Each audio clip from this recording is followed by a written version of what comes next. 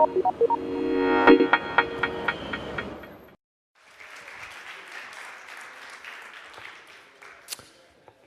that's really bright. Hi, so thanks for having me here, although I can't see any of you at all. I'm here today to talk about Tor, and I wanted to talk a little bit about anonymity in general and circumvention, as well as internet filtering and blocking. Have you guys ever experienced blocking on the internet or filtering of any kind? Anybody here? Raise your hand if you have. Man, is this too loud? It sounds really loud. Anyway, so I wanted to give you an overview that sort of shows why you might care about Tor or what about Tor might be interesting to you. So I have a bunch of text on this slide which you can read. But the short version is that we're a nonprofit because we don't think that you can save the world by being a for-profit corporation. And it's pretty hard to trust a for-profit corporation with your privacy. So we built this big peer-to-peer network. And the idea is that if you use it, you have the ability to be private by design. So we have about 2,500 people at any given point in time that are running Tor servers, which anyone can be a Tor server. And we have about 250,000 people using Tor at any given point in time during the day or night. And the network is like a huge amount of bandwidth, considering that it's passing traffic for everyone. And we're probably the only project, as a free software project, that's been funded by both the US Department of Defense and the Electronic Frontier Foundation. It's a very strange thing. But it turns out that when you work on anonymity, you need people from all sides to join. Otherwise, you have the network that's just used by these people or just used by those people, and then you don't actually have anonymity, right? So if it was only people in Serbia that used it, it wouldn't be anonymity. But if people from every country in the world use it, you can't really learn about a person simply by seeing someone using this network. So depending on who I'm talking with, I might, God, these lights are so bright. It's amazing.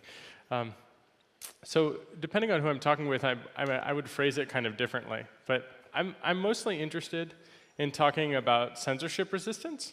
So, I mean, businesses don't care about privacy at all, right? I mean, we pretty much know this as a given. So if you phrase this for a business, you might call it network security, or if you talk to a government, you would call it traffic analysis resistance. But your grandmother doesn't know what any of those things are.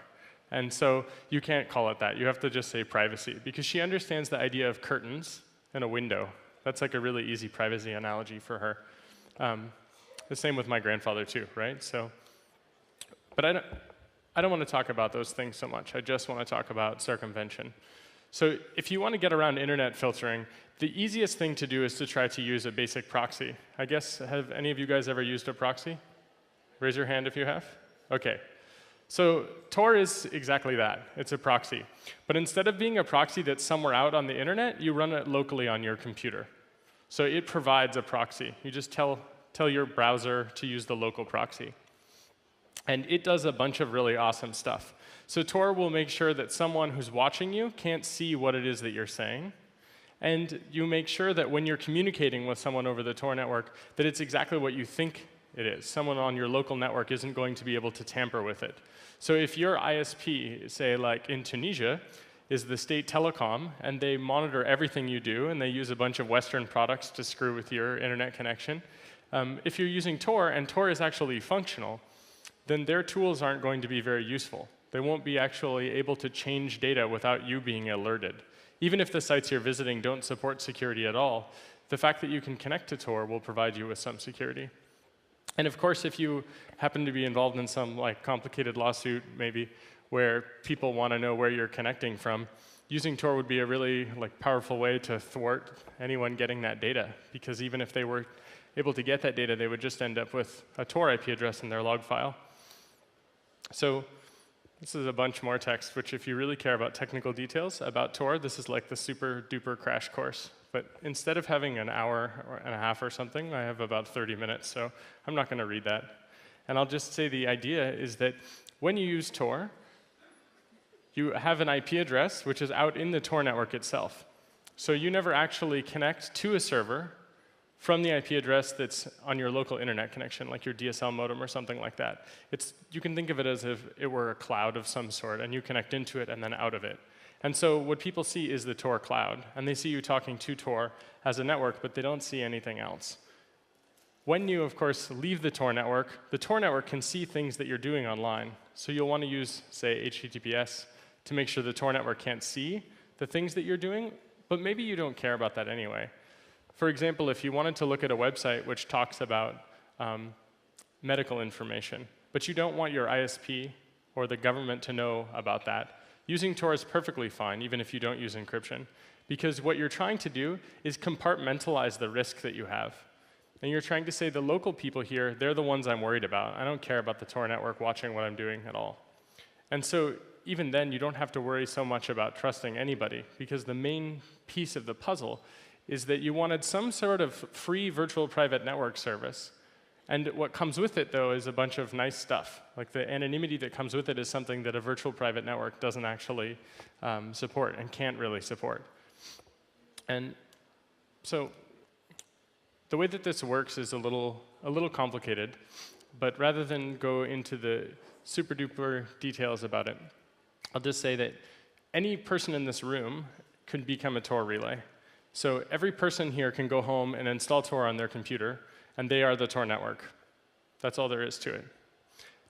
Now, if you're a client and you wanted to install Tor, you do the same thing as installing the Tor server, but you basically just don't say that you want to help. You just start it and you're done.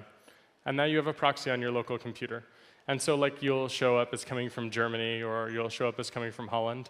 There's one Tor server right now in Serbia. It's running on a Windows machine, which I thought was very strange. I was hoping that one person in this audience would agree to run a Tor server so you could double the number of Tor relays in your country. But basically, you start Tor on your phone, or you start it on your computer, and it connects to some of the Tor servers, and you get a big picture of all of the different Tor servers in the world. And then you just choose on your client where you'd like to route through. So the basic idea is that you start the client, and it takes care of everything for you. But in detail, you would connect to these different peers in the network, and you would learn things about it, and it grows as it's a peer-to-peer network. And so if you want to, you can learn about all these details, because we have a specification which we publish. So all of these details are like very technically specified, and then at a higher level if you just want to read the higher level stuff. But basically, we wanted to make sure that when we built this network, that you wouldn't be able to subvert it with some legal threats. Because it turns out that the law is nice, but maybe it's not always being applied equally, or maybe it's not always reasonable. And in some places, the law isn't actually very just. So the idea here is that you guys are Alice. Any of you that want to use Tor are Alice, right? So you connect to the first relay, and you basically encrypt your connection to that relay. And this looks like Firefox talking to a web server. So someone watching you won't know instantly that you're using Tor just by looking at what the protocol looks like, because we try to look like HTTPS or like secure banking or whatever, right? And then you connect to the second relay, but the first relay doesn't know where you're going other than the first relay and the second. The second knows you're going to the third and to the first, but it doesn't know where you're going on the internet. And then the third relay doesn't know that you're coming from Serbia. So even if you go to the house of the person that runs the third relay and you beat them with a hose, you don't know anything, right? Strong cryptography and the design actually create privacy. So even if that third relay or the first relay is logging all the data, they have to collude. And so as long as Alice doesn't reveal which one she chooses out of the thousands of Tor servers available, Alice is actually in pretty good shape. And she just has to pick one that does the right thing. And since there are 3 that she picks out of thousands, the chances of her picking one are pretty good. And so far, we haven't heard about people being in some way like compromised through this design, which I think is pretty good news. There's a lot of pressure on the Tor network for various reasons. And so I would expect that if bad stuff was happening, we would be hearing about it quite frequently. But this is this concept that the Canadians like to call privacy by design. And the idea really just comes down to the fact that you have a choice in privacy and security, which is basically, it's black and white. And I don't like to frame things in black and white terms, but you have promises that people say they will keep, and that's nonsense almost all of the time. Because when they're given a different set of incentives, they will just break those promises. Sometimes they break those promises without realizing it. Someone breaks into a computer or something like that, and like there are other circumvention systems, they log all the data that goes through their system, and they promise they won't reveal it. Well, that promise is only as good as we are at securing computers, which is probably not very good at all. And then, of course, if they're telling the truth about when they will reveal it. And it creates all these really weird legal issues, too, where if they have the data, now maybe they have to give the data up. So we solve that by, one, not collecting the data, and two, segmenting the value of it.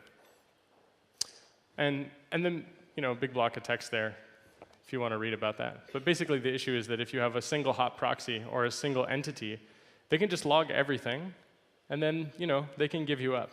So there was a guy in the audience here, I think he left just now, but he was using a single hot proxy tool, and he criticized the tool, and so they cut off his access while he was in the field in the Middle East. So that's another really interesting problem, which is this single hot proxy also allows the owner of the tool to identify you. When someone abuses the Tor network, there's nothing we can do about it, right? Because at the end of the day, they're anonymous. We don't have logins and passwords. We don't know who's using the tool. And it's free. So we don't even have a money trail. And the idea is sort of built on these anarchist principles of mutual aid and solidarity. So if you use the Tor network a lot, it would be really nice if you ran some Tor servers, but we don't have any method for enforcement, obviously. So one of the key things is that we're in an arms race right now. Like, if you have pretty severe internet filtering, you find that it's easy to see Tor blocked, because this is actually happening in China, for example, and I'll talk about that a little bit later. But basically, you have this list of directories, the things I mentioned before. When you start Tor, it fetches all of the other possible Tor computers in the network. Well, a censor just does that too, right? They just block all of the possible Tor relays that exist, and then just like they block websites, now you can't reach them anymore. So that's sort of a pain in the ass, right? So we try to fix this in a couple of different ways. One is that we want people to be able to get a copy of Tor.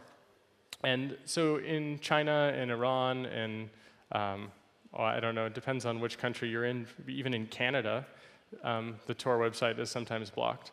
So what we do is we'll actually use a different overlay network, which is that we'll send an email. And the idea here is that spam filtering is really hard, right? It's a really difficult problem. And if you can send email, we'll confirm that you actually asked for it, so we won't send spam. But since they can't easily filter spam, it sort of lends some credence to the idea that they can't easily filter us delivering Tor via email either.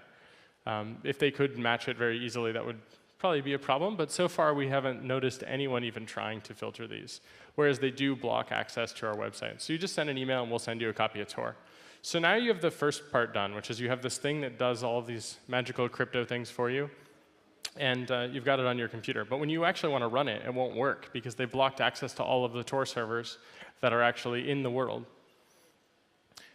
We actually saw in the beginning of January, we had this spike.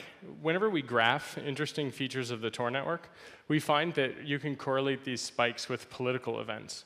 So I'm not exactly sure what political event this was, but we had, basically a five times the normal number of Tor fetches over email in a very short period of time. It's like about a week or something like that. So for about a week, we had 5 times the normal traffic. That's pretty crazy. So we know that people are using this to get around blocking. And so when they're blocking all of these different Tor relays, they're usually doing it because they have an IP address and a port number. And this is the same way that they do website blocking usually. And it's not usually done by keyword. Like if you use a sensitive keyword like Falun Gong in China, then all of a sudden your internet connection just has major problems, right? So we encrypt all this data, and we don't have like a keyword that's easy to filter on. So instead, what they will do is just pick the list of IP addresses. And so that's sort of a pain, right? So we were not really sure exactly how to fix this, but we came up with a couple of ideas. We had expected this event to occur for about 2 years, and it finally happened on the 60th anniversary of some guy taking power in China. And so when that happened, we switched to a thing which we called bridges. And the idea is that you have a Tor relay. Everyone in the room can be a Tor relay. And instead of becoming a public one, you become a private one. And you say to your friends, here's the IP address of my computer. You can also check a box that will send it to us, and then we'll hand it out to people through a special distribution strategy. But the basic idea is the same, which is that we stop giving it out to everyone, because that's basically an unsolvable problem, right? The idea is that we have to give everyone a list of all the Tor relays, and that means the Chinese sensors, the American sensors, the Canadian sensors, wherever, right? And we basically took that and we said, we'll give everybody a list of all the Tor relays, but we'll give some people a way to get into the Tor network that we won't share with everyone else. So that's it. We went from a totally intractable problem to just a mostly intractable problem. And that's kind of nice, and it works a little bit. It doesn't work as well as we would like it, because it turns out that a lot of these governments actually put a lot of resources into trying to pretend that they're users. And so we've been experimenting a little bit with social networks. So for example, using Twitter, you can only be given these IP addresses on Twitter if you happen to personally know some of the people that hand out the IP addresses. That doesn't scale very well for the general perception of Tor's functionality, but it does mean that people who really need to be able to connect to Tor will still be able to connect to Tor. So there's some value in it, and it's, at the moment, pretty similar to what other circumvention systems are doing, but we're pretty open about it. So this has problems, and we'd like to figure out some solutions to it. Mostly, what's a better way than just friend-to-friend scaling of information sharing? I'm not really sure. Trying to automate this always results in someone writing some programs and posting things online. And so it's basically a darknet, right? The idea is you have this public network, which everyone knows about, and then you have this private set of relays, which only your friends know about. The thing about a darknet, though, is that it's sort of a binary thing. If people know that it exists and they get an IP address, then it's not really very dark anymore. And so, I mean, this is a tough one, right? This is probably the hardest problem in the circumvention community right now. Because even if you have like the biggest anonymity network in the world and you had like 1 million people participating in it, if no one can connect to it, it's not very useful to them. So if you have some ideas about darknet design or a better way that we can make sure that people can reach the actual public Tor network, I'm certainly open to hearing about it. There's some other designs that exist out there. Most of the other designs, the way that they stay secure is that no one uses them and no one cares about them. And so no one's tried to block them, really. Or they're very dynamic and they don't work very well in that situation anyway. And a lot of them are usually closed source software. There's maybe 1 or 2 notable exceptions that aren't closed source. But the basic idea is still the same for all of the circumvention systems that are out there. Some of them provide pretty good crypto. Some of them provide no crypto at all. Some of them you have crypto, but then they log all the data. So this is the number of Tor users that exist in public right now. It appears, so just to be clear about these graphs, these are all statistical graphs. So these are not absolute numbers. These are rough estimates. Because it's an anonymity network, we can't say, oh yeah, we have 1 million users, no problem. Because we don't have like a list of logins and passwords. We don't know exactly how many unique users we have. But roughly, there's about 250,000 people using Tor every day. I mean, it goes up and down. Sometimes we'll see it spike to 500,000 users. And this, again, is usually correlated with political events. Like, you'll note that that big spike right there on the right-hand side of the graph is around just past March 11th. And there's a whole bunch of crazy stuff that's happened in the last month. And I'm guessing that the extra 100,000-ish users is related actually to some political events in the world. So I'm going to take us back in time a couple months here. This is a pretty fantastic graph because it tells us a lot of, 5 times the number of Tor users all of a sudden. Well, that pretty much correlates perfectly with the January 25th events happening in Egypt. And I was pretty active at the time in helping people in Egypt to get access to Tor and trying to get more Tor relays set up to add capacity to the network and setting up bridges and things like that. And I also had access to a bunch of computers inside of Egypt that I was using to test their internet filtering. So you could see, for example, that Twitter was blocked. And you could see that it was blocked like directly at the DSL modem's connection point. So the actual computer didn't have a filter on it, but 1 hop upstream had filtering. And so you can actually see also on this graph, on the far right side, it goes flat at the bottom. That's when Mubarak's dictatorship decided it would be a great idea to pull the plug on the internet. Do you guys remember that? So we saw that a bunch of people started getting around the filters, and word was getting out that people were getting around the filters, and they pulled the internet. So using these graphs, we can actually tell a lot of information about what's happening inside of these countries, in all countries around the world. So it's pretty fascinating, especially in countries with like a pretty high internet penetration rate. You can start to learn a bunch of interesting things. Like when I show you some graphs about South Korea, there's a really strange pattern that exists there, and I'm not sure if it has to do with like really like serious power consumption goals or something, but here you can see that this is probably directly tied to the political events that are occurring, at least to the flat line. And we also saw that the number of people connecting with bridges was under 50, and then around the time that they were just before pulling the internet, we saw that it went up to like 350-ish or something. And because these are statistical samples, it's worth noting that this number is probably like wildly low. And the reason is that if you set up a private bridge to help someone in Egypt, we don't get those statistics at all, because we don't ask for information. You have to tell us you want to give it to us. So I mentioned earlier that on the 60th anniversary of some dude taking power in China, that they started blocking things on the internet. And this is that graph that shows that. So we had been waiting for years for this to occur. So we implemented the bridge design, and we thought, hopefully it'll never happen. Hopefully they'll never try to block Tor. And we trained people, and we said, if ever Tor should become blocked or it ever stops working, just add a bridge, and you'll be back online. So just about the 60th anniversary, we saw this. And that graph shows that we had about 10,000 users in China on a regular basis, and then we had 0. And then you see the little bump on the right-hand side of the graph. That bump is actually where their filter messed up. And so they're like, whoops, forgot to block that. And so it's fascinating because this is a server that I run in Amsterdam. And the way that this works is when you connect to the server, I just look up and say what country you're from with a GeoIP database. And I don't log anything, right? I just keep a record of the fact that someone from China connected in a 24-hour period of time, nothing else. So if you broke into my computer, Tor would store less information than my computer normally would, actually. So basically, we see that this dropped off. It's fascinating, though. This server didn't change at all, and that bump stayed the same. So it went down and then back up. So they just had some weird hiccup in their filter. And another really interesting thing here is that remember where they get that information. They get it from us. So I've always thought that it would be fantastic to add IP addresses for like all of the Chinese visa sites, so that if they wanted to travel outside of China, then one day they would have a blocking event, and then boom, there would be no more ability for them to reach those sites. I don't know. It might be some kind of cyber war.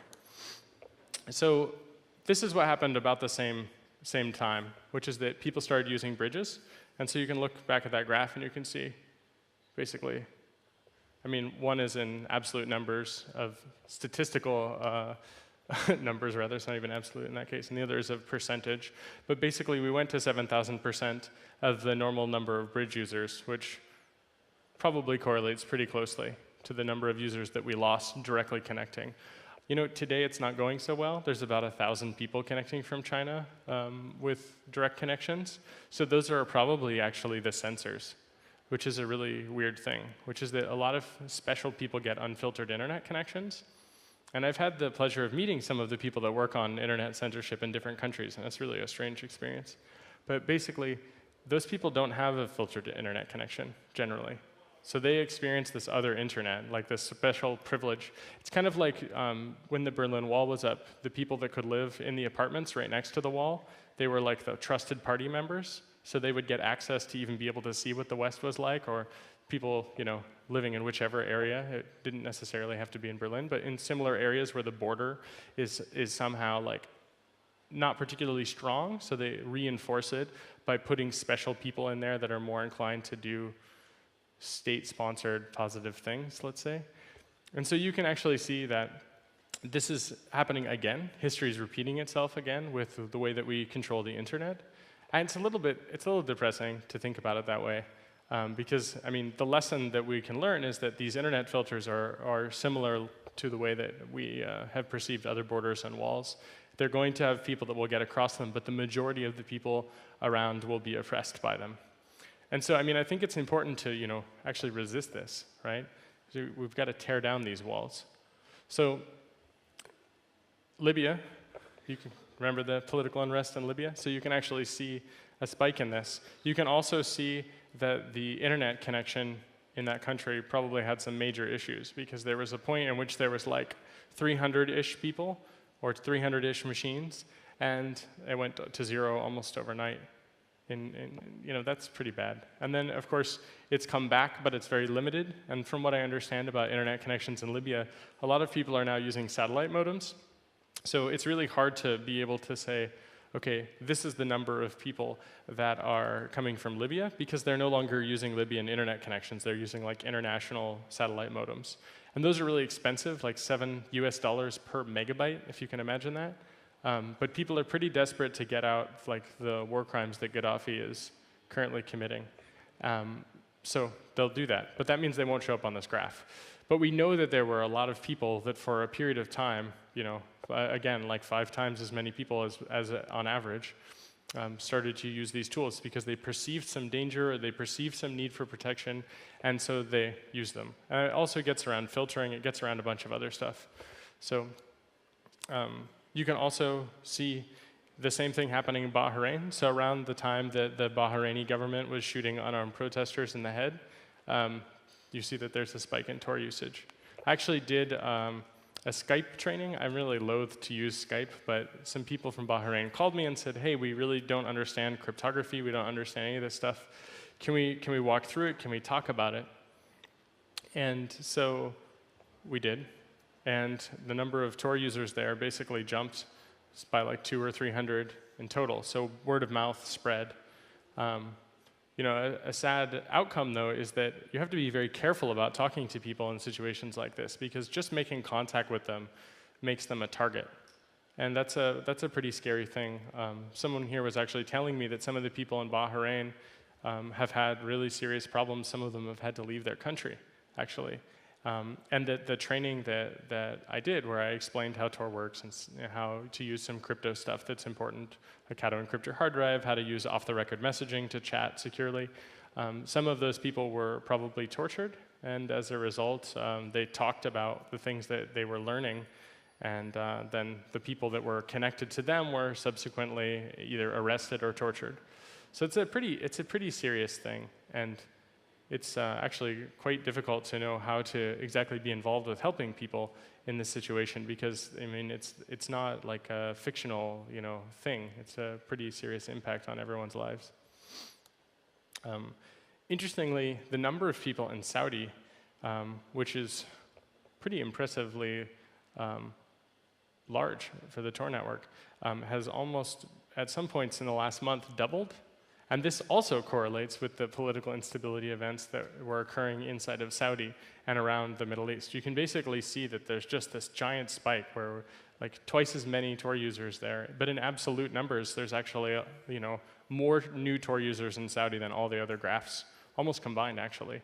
So that's a fascinating thing. I'm not entirely sure of the political contexts in Saudi, but it's interesting to note that the way that the Saudi filtering works is at this backbone level. So it doesn't happen right at the DSL modem as it was in Egypt. It happens further out. And that further out part of the backbone doesn't filter Tor at all, except our website. So this is people that, like 4,000 new people maybe got via email Tor, or they got it somewhere else and they were able to connect. And you can see, again, something similar happening in Syria. And it's actually like, it's pretty interesting because someone leaked me some documents about the Syrian internet and about the way that the internet filtering there works. And what I found is that it was mostly American companies, and they have like a filter room probably in Damascus. And that filter room just does a bunch of internet filtering, but somehow it doesn't block Tor. Now, this is an interesting problem, though, because if you know that such a filtering room exists, you have to ask yourself if you want to connect to any network or anywhere, because if they're logging that data, it's very scary. So using bridges to connect to the Tor network makes it a lot harder for someone to know that you're using Tor, at least because they can't get a list of all of the IP addresses automatically just by running Tor. They have to go out and discover it. And if you have a friend that set up a bridge, then again, it's a lot harder for them to actually discover who it is that you're talking to and what you're doing on the internet. Of course, if you're downloading lots of files, they use a device called a packeteer, I've been told. I obviously haven't been to Syria lately, if ever. And so I don't know exactly what the room is, but supposedly they use this device called a packeteer. And these packeteer devices have the ability to classify traffic in different ways. And one of the ways they can classify traffic is they can say, this person is like a top talker. And so if you're doing a bunch of stuff, even if they don't know you're using Tor, they'll be able to know that you are talking a lot on the internet. And so that might be enough to get a visit to your house. So that's a really serious problem also, right? Because basically nobody has solved that problem. I mean, you can try to change your IP address all the time, but that might not be the level at which they record the traffic. They might record the traffic just at the ISP. They might record it further upstream. Maybe you can't change your IP address. Maybe it's not by connection. So there's all this extra stuff you have to go through. And just to show you that I'm not going to just harp on the Middle East and worry about dictatorships in the Middle East, I wanted to talk a little bit about Korea. So I was fascinated to find out that there are people in North Korea using Tor. I'm sure that that's not great for Tor in some ways. I'm not sure exactly, but it's interesting because you can probably guess that the people using Tor here are the political elite or people who can actually get access to the internet, right? This isn't a country that has a huge amount of internet connections for their population.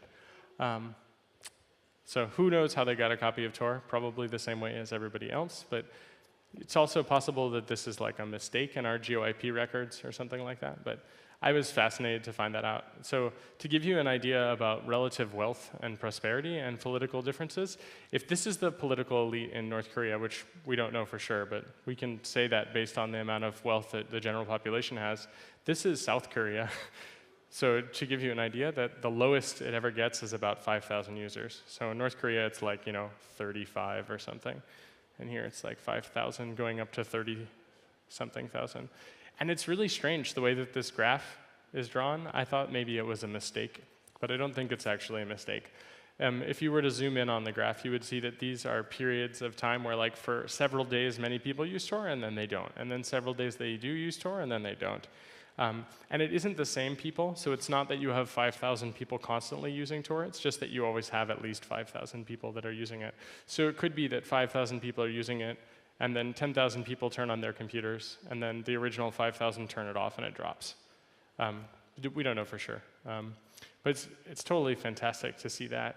And it's also interesting to note that obviously they have some perception about needing this. I mean, there's a ridiculous number of people in South Korea using Tor. So, I mean, that was basically a quick tour through different countries using Tor and stuff like that. But I wanted to take some questions if anyone has any. And I wanted to advocate that if every person in this room were to go home and run a Tor relay, you would grow the number of Tor relays in Serbia by a ridiculous amount, because there's still, as of this talk, there was only one in this country. And it would be fantastic, because one of the things that gives Tor security is geographic diversity, right? If your first hop, the first relay in the network, goes through Serbia, and your country can't wiretap Serbia, you've just escaped a lot of the monitoring, potentially. So when I use Tor, I leave the United States usually, and I visit sites outside of America. But if I have to go through only Tor servers in America, then obviously the NSA, AT&T, collusion project would pretty much screw me. They'd be able to watch that. So what we need is a network that has Tor relays of abundance in every country, so that wiretapping is basically impossible to do on a large scale. And if they get that data, even with data retention, it's worthless. And so Tor actually multiplexes connections. So even if you have some data retention, there are many Tor connections that will go over one connection. So Tor will bring up connections between different Tor servers, and the timestamps in a data retention log will not be directly correlated with the connections you make inside of Tor. So that's like a really, really fantastic thing, that if we can add more capacity, we may be even able to resist data retention, which is, in most cases, not very democratically shoved onto the population. mostly by media companies, but also by a lot of police and other thieves. So yeah, thank you very much for having me. Really appreciate it.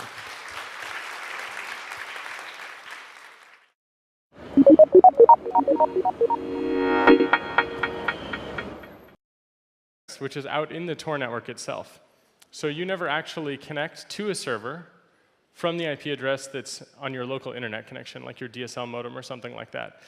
You can think of it as if it were a cloud of some sort, and you connect into it and then out of it. And so what people see is the Tor cloud, and they see you talking to Tor as a network, but they don't see anything else. When you, of course, leave the Tor network can see things that you're doing online. So you'll want to use, say, HTTPS to make sure the Tor network can't see the things that you're doing, but maybe you don't care about that anyway. For example, if you wanted to look at a website which talks about medical information, but you don't want your ISP or the government to know about that, using Tor is perfectly fine, even if you don't use encryption, because what you're trying to do is compartmentalize the risk that you have.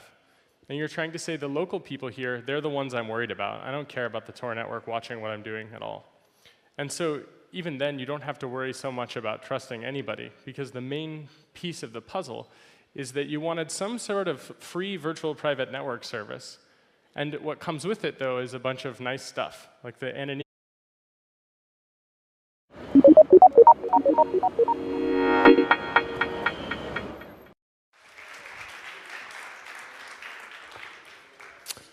Wow, that's really bright.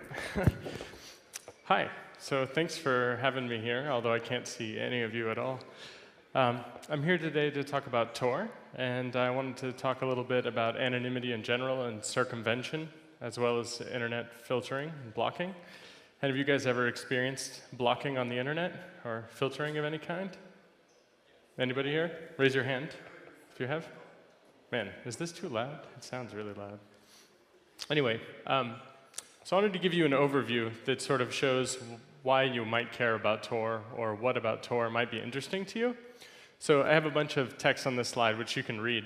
But the short version is that we're a nonprofit because we don't think that you can save the world by being a for-profit corporation. And it's pretty hard to trust a for-profit corporation with your privacy. So we built this big peer-to-peer network, and the idea is that if you use it, you have the ability to be private by design. So we have about 2,500 people at any given point in time that are running Tor servers, which anyone can be a Tor server. And we have about 250,000 people using Tor at any given point in time during the day or night. And the network is like a huge amount of bandwidth, considering that it's passing traffic for everyone. And we're probably the only project, as a free software project, that's been funded by both the US Department of Defense and the Electronic Frontier Foundation. It's a very strange thing. But it turns out that when you work on anonymity, you need people from all sides to join. Otherwise, you have the network that's just used by these people or just used by those people, and then you don't actually have anonymity, right? So if it was only people in Serbia that used it, it wouldn't be anonymity. But if people from every country in the world use it, you can't really learn about a person simply by seeing someone using this network. So depending on who I'm talking with, I might, God, these lights are so bright. It's amazing. So depending on who I'm talking with, I would phrase it kind of differently. But I'm mostly interested that when you're communicating with someone over the Tor network, that it's exactly what you think it is. Someone on your local network isn't going to be able to tamper with it. So if your ISP, say like in Tunisia, is the state telecom, and they monitor everything you do, and they use a bunch of Western products to screw with your internet connection, if you're using Tor, and Tor is actually functional, then their tools aren't going to be very useful. They won't be actually able to change data without you being alerted. Even if the sites you're visiting don't support security at all, the fact that you can connect to Tor will provide you with some security. And of course, if you happen to be involved in some like complicated lawsuit, maybe, where people want to know where you're connecting from, using Tor would be a really powerful way to thwart anyone getting that data. Because even if they were able to get that data, they would just end up with a Tor IP address in their log file. So this is a bunch more text, which if you really care about technical details about Tor, this is like the super duper crash course. But instead of having an hour and a half or something, I have about 30 minutes, so I'm not going to read that. And I'll just say the idea is that when you use Tor, you have an IP address in talking about censorship resistance. So, I mean, businesses don't care about privacy at all, right? I mean, we pretty much know this as a given. So if you phrase this for a business, you might call it network security, or if you talk to a government, you would call it traffic analysis resistance. But your grandmother doesn't know what any of those things are. And so you can't call it that. You have to just say privacy, because she understands the idea of curtains and a window. That's like a really easy privacy analogy for her. The same with my grandfather too, right? So, but I don't want to talk about those things so much. I just want to talk about circumvention. So if you want to get around internet filtering, the easiest thing to do is to try to use a basic proxy. I guess, have any of you guys ever used a proxy? Raise your hand if you have. OK. So Tor is exactly that. It's a proxy. But instead of being a proxy that's somewhere out on the internet, you run it locally on your computer. So it provides a proxy. You just tell your browser to use the local proxy. And it does a bunch of really awesome stuff. So Tor will make sure that someone who's watching you can't see what it is that you're saying. And you make sure